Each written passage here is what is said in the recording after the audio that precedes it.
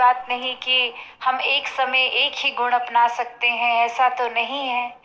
तो बात वही कि हर गुण को अपनाते भी जाएं और हर गुणों को फिर ये अपने मन के पात्र में रखते हुए ये अच्छाई की ओर विस्तार करें। और ये अच्छाई वाक्य में जो असली रूप इस अच्छाई का, ये सच का, फिर यही निराकार दातार परमात्मा ईश्वर जिस भी नाम से बुलाएं।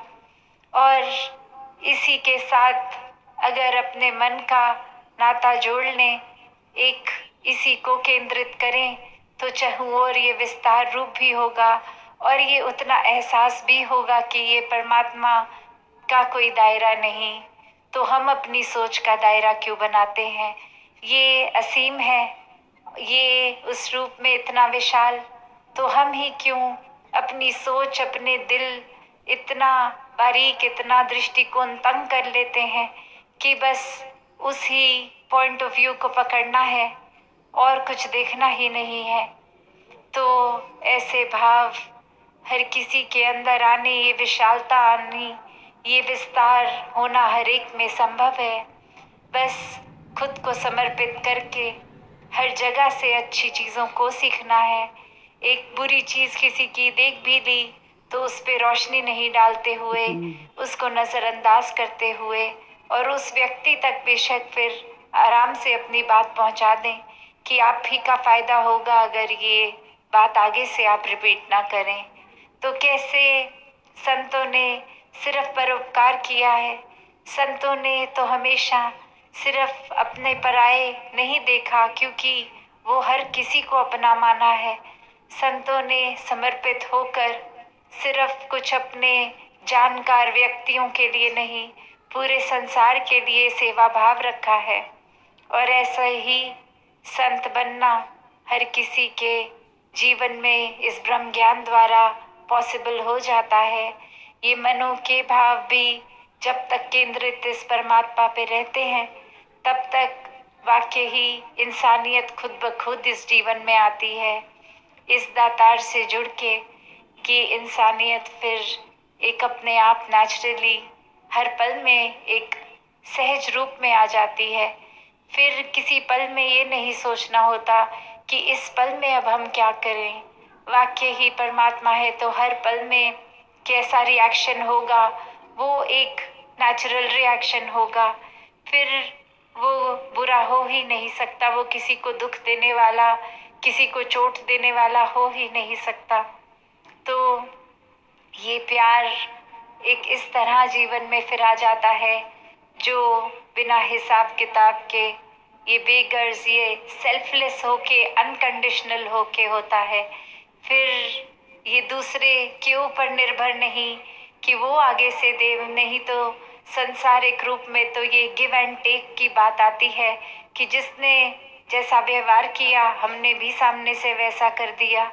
कोई प्यार से मिला तो प्यार से मिल लिया, किसी ने गाली गलौज करके कड़वे बोल बोल दिए तो हमने भी ऐसा गुस्से में आगे से कह दिया।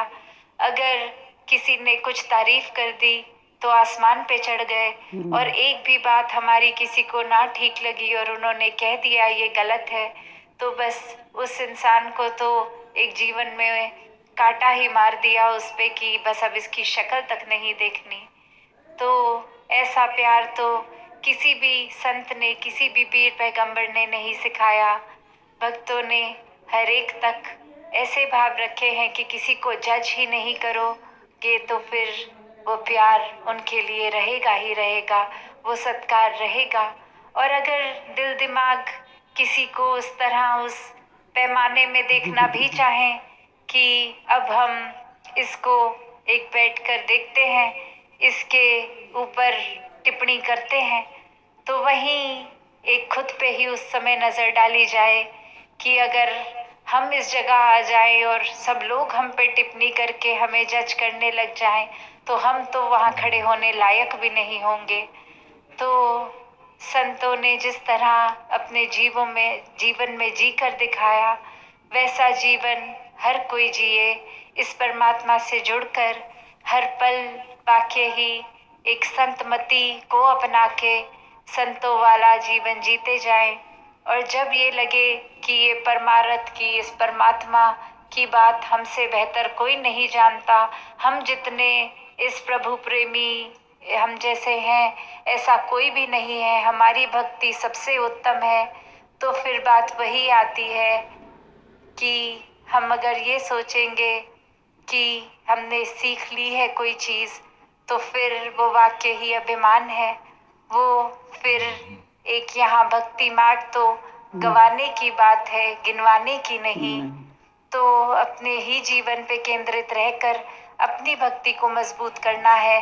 किसी और की भक्ति की वो क्या कर रहे हैं क्या नहीं, किसी और का जीवन कि वो किस स्वभाव के हैं, क्या करते हैं पूरे दिन में, क्या बोलते हैं, उनकी बातों से उनका जीवन मैच कर रहा है कि नहीं, ये सब हमारा काम नहीं है। हमको सिर्फ अपने ऊपर केंद्रित होके ही इस जीवन को जीना है, अपनी भक्ति को मजबूत करना है। सत्संगत जी, धन निरंकार जी।